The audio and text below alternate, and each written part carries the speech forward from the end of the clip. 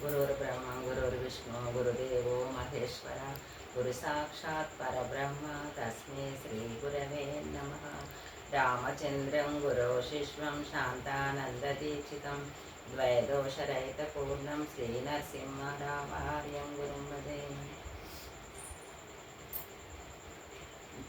సావిత్రితో సత్య మార్గం అను నా YouTube channel ప్రేక్షకులకు నమస్కారం. ఈరోజు చెప్పబోయే టాపిక్ ప్రతి మనిషికి ప్రతి భక్తునికి ఉండవలసినటువంటి లక్షణం 3 ఉంటాయన్నమాట. సర్వమానవ సహోదరత్వము, అన్యోన్య సహకారం, అముష్క అభివృద్ధి. ఈ 3 పద్ధతులు ఉండాలి అన్నమాట. ఉంటేనే ఆ పరమాత్మ తత్వాన్ని పొందగలుగుతాం. ఈ మూడు రకాలుగా సర్వమానవ సౌభాగ్యత్వము అంటే అందరము ఆ పరమాత్మ నుంచి వచ్చిన వాళ్ళం. పరమాత్మనే పంచభూతాలుగా మారి ఈ ప్రపంచంగా మారి దాని నుంచే మనకు ఈ జీవులన్నీ ఉత్పత్తి 84 లక్షల జీవోపాధులు దాన్ని ఆ పరమాత్మ నుండే వచ్చినాయి.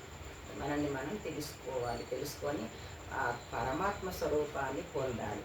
అక్కడి నుంచే వచ్చినాం కాబట్టి అసలు అందరం ఒకటే అనే భావన, అందరం ప్రతి ఒక్కరిలో కూడా పరమాత్ముడు ఉన్నాడనే భావన మనకుంటే అందరినీ ప్రేమరూపకంగా సమానత్వంగా చూసుకోగలుగుతాం.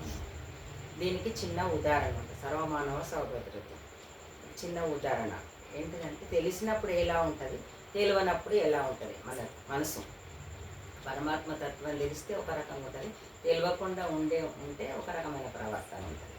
దానికి సంబంధించిన చిన్న ఉదాహరణ. ఒక ఆయన ప్రయాణం చేయాలనుకొని బస్ స్టాండ్కి పోతాడు. బస్సు చూసేసరికల్లా రష్ బాగుంటుంది. అయ్యో నాకు సీట్ దొరుకుతుందో లేదో ఇందులో బస్సులో అని చెప్పి కిటికీలకి ఒక ఆయన చూస్తుంటే ఆయనకు ఒక టవల్ ఇస్తాడు. మీ పక్కన టవల్ పెట్టు, నేను బస్సు ఎక్కినాక ఆ సీట్లో నేను కూర్చుంటా అంటాడు. సరే అని ఆయన పక్కన పెట్టుకుంటాడు. పెట్టుకున్న తర్వాత ఆ బస్సులో వేరే వాళ్ళు వస్తారు కదా, వాళ్ళు ఇచ్చి ఏం చేస్తారంటే ఆ టవల్ తీసేసి కూర్చుంటారు. అయ్యో కింద ఉన్న ఆయన ఇలా సీట్ ఆపమనడు అని ఈయన చెప్తాడు. వాడేంది ఆపమనేది, వాందా బస్సు, నేను ఎక్కినోనికేమో నాకు సీట్ ఉండదు, కింద వాడు ఎక్కిపోయేటోనికేమో సీట్ కావన్నా, నేనే కూర్చుంటా వాడు అని పని చెప్తా వాళ్ళతో మాట్లాడతా అని కూర్చుంటాడు.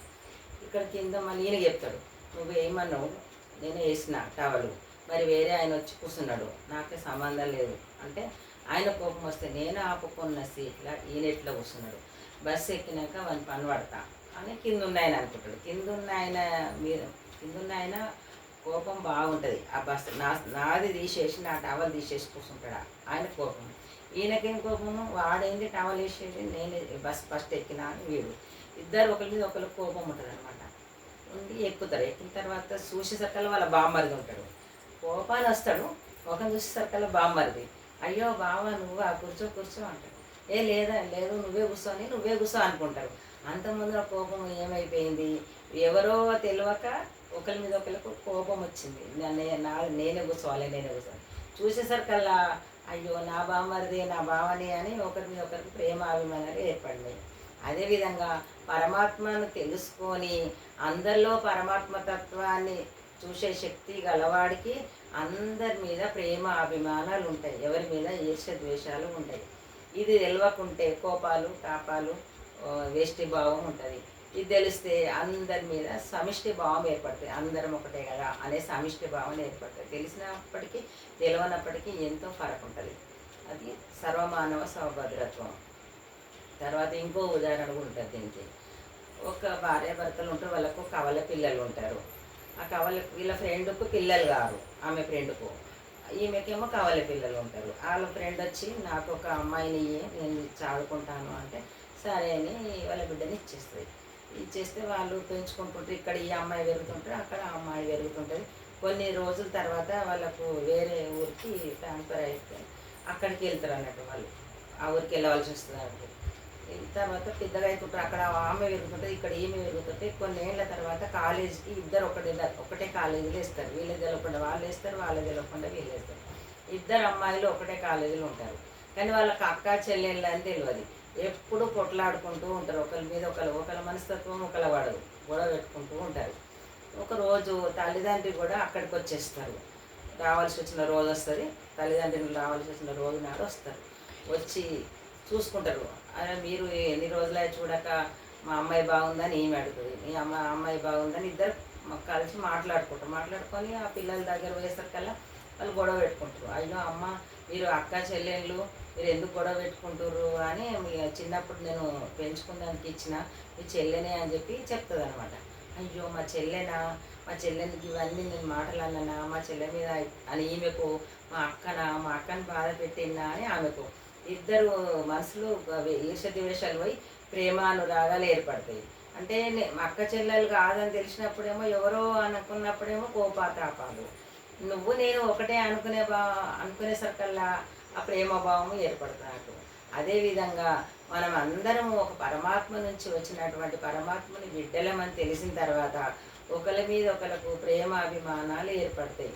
అది తెలియాలి. అది తెలియకుంటే ఏర్పడవు. ఈర్షలు ద్వేషాలు ఎప్పట్లానే ఉంటాయి. అందుకని ఆధ్యాత్మిక చింతనలో శాంతి, ఆనందము, సత్య మార్గము అన్నీ దొరుకుతాయి. అలా మనం ఆ విధంగా ఉండాలి. ఇది సర్వమానవ సహోదరత్వం.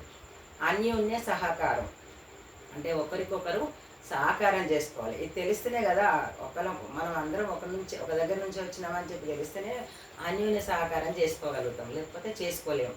మరి అన్యోన్య సహకారం ఏం చేసుకోవాలి అంటే ప్రతి మనిషిలో దగ్గర కూడా లక్ష్మి, సరస్వతి, పార్వతి ఈ ముగ్గురు అందరి దగ్గర ఎక్కువ తక్కువ ఉంటారు. అంటే లక్ష్మి అంటేనేమో డబ్బు, సరస్వతి అంటేనేమో తెలివితేటలు, జ్ఞానము, పార్వతి అంటే మనలో శరీరంలో ఉన్న శక్తి. ఈ ముగ్గురు అమ్మలు అందరి దగ్గర ఉంటారు కానీ ఎక్కువ తక్కువ ఉంటారు. అటు డబ్బు లేదనుకో వాళ్ళకు, నీకు లేదని నీకేం లేదని వేలన చేయడానికి కాదు భగవంతుడు మనకి ఇచ్చింది. మనకు డబ్బు ఇస్తే ఎదుటి వాళ్ళకు హెల్ప్ చేయాలి, డబ్బుతో చేయాలి. శక్తిని ఇచ్చిండు అనుకో భగవంతుడు, శక్తిని ఇస్తే ఈ శక్తి వల్ల ఒకరికి సహకారం చేయాలి. సేవ చేసే ముసలోళ్ళు ఉంటారు, వాళ్ళకు చేసుకోలేకపోతారు. అనారోగ్యంగా ఉన్న వాళ్ళు ఉంటారు, వాళ్ళు చేసుకోలేకపోతారు. చేసుకోవచ్చేటోళ్ళు శక్తి గల వాళ్ళు శక్తి లేని వాళ్ళకు హెల్ప్ చేయాలి. డబ్బులున్నోళ్ళు డబ్బు లేని వాళ్ళకు హెల్ప్ చేయాలి. తెలివితేటలు లేని వాళ్ళకు నీకేం తెలియదు మూర్ఖుడి అనద్దు. మనకు భగవంతుడు ఎందుకు ఇచ్చిండు తెలివినంటే ఎదుటి వాళ్ళకి పంచడానికి ఇచ్చిండు. లక్ష్మి అయినా, సరస్వతి అయినా, పార్వతి అయినా ఒకరికొకరికి చేసుకోవడానికి ఇచ్చిండు భగవంతుడు. ఇది అందుకని వాళ్ళకు ఏ విధంగా మనకి ఏది ఉందో వాళ్ళకి అది అందియాలి. మనకి ఏది ఇస్తాడో అది పరులకు అందియాలి. దీన్ని అన్యోన్య సహకారం అంటారు. ఈ 3 రకాలు ఉంటుంది: డబ్బు, తెలివితేటలు, శక్తిని. ఈ 3 ఒకరి దగ్గర ఒకటి ఎక్కువ ఉంటుంది, ఒకరి దగ్గర ఒకటి ఎక్కువ ఉంటుంది. ఎక్కువ ఉన్నోళ్ళు తక్కువ ఉన్న వాళ్ళకి ఇచ్చుకుంటూ ప్రేమ రూపకంగా, అది కూడా అహంకార రూపకంగా ఉండొద్దు, ప్రేమ రూపకంగా ఒకరికొకరికి అన్యోన్యంగా ఉండి సహకారం చేసుకోవాలి. కానీ నీకు లేదని ఎలా వేసడం, నేను ఇస్తున్నానని అహంకారపడము ఇలాంటివి ఉండొద్దు అంటూ ప్రేమతత్వంగా ఉండాలి. అహంకార రహితంగా అన్యోన్య సహకారం చేసుకోవాలి. ఈ విధమైన సహకారంలో ఒక చిన్న ఉపమానం ఉంటుంది. ఒక ఊరిలో ఒక రాజు ఉండేవాడు. ఆ రాజుకు ఒకనాడు ఏం ఆలోచన వచ్చిందంటే, ఎప్పుడు నేను మంచి భోజనం తింటాను కదా, ఈ ప్రజలకు అందరికీ భోజనం పెట్టాలి, మంచి అన్నీ చేసి పెట్టాలి అని నెయ్యితోని అన్ని రకరకాల వంటలు చేయించి ఎన్నో రకాల రుచికరమైన పదార్థాలు చేయించి అందరిని భోజనాన్ని పిలుస్తాడు. తినాలని ప్రజలందరినీ పిలుస్తాడు. పిలిస్తే వాళ్ళు ఎంతో సంతోషంగా మనం ఎప్పుడు తినని కూడా మనం తినగలుగుతామని చెప్పి వాళ్ళు సంతోషంగా వస్తారు. అన్నీ తర్వాత అందరిని కూర్చోబెట్టి వడ్డించిన తర్వాత ఒక షరతు పెడతాడు రాజు. ఎవరు తినాలి ఈ భోజనం అంటే, మోచేతి వంచకుండా ఈ భోజనం తినాలి అని ఒక షరతు పెడతాడు. వీళ్ళందరికీ బాధ అనిపిస్తుంది, ఇన్ని రకాల పెట్టిండు మాకు తిననీయకుండా చేస్తుంది కదా, మోచేతి వంచకుండా ఎవరికైనా తినొస్తుందా, తినరాదు కదా, అంటే మనం తినలేం కదా ఇది అని వెళ్ళిపోతారు. వెళ్ళిపోతే ఒక తెలివి కల్లోడు ఏం చేస్తారు, ఆగండి మీరు మోచేతి వంచకుండానే తినొచ్చు అని చెప్పి ఇక్కడొకరిని అక్కడొకరిని కూర్చోబెట్టి మధ్యలో విస్తరాకేసి భోజనం పెట్టిస్తారు. అట్లా అందరిని అట్లే మధ్యలో భోజనాలు ఇటు అటు వ్యక్తులు అట్లా పెట్టిపిచ్చి ఒకరికొకరు తినిపించుకోరు, మోచేతి వంచే అవసరం ఉండదు. అనగానే ఒకరికొకరు తినిపిస్తే నీ కడుపు నేను నింపితే నా కడుపు నువ్వు నింపు, అట్లా కడుపు నిండా నేను తింటారు అన్నమాట. తిని సంతోషంగా ఉపాయంతో అట్లా ఆ సంతోషంగా తినగలుగుతారు తెలివితేటలతో.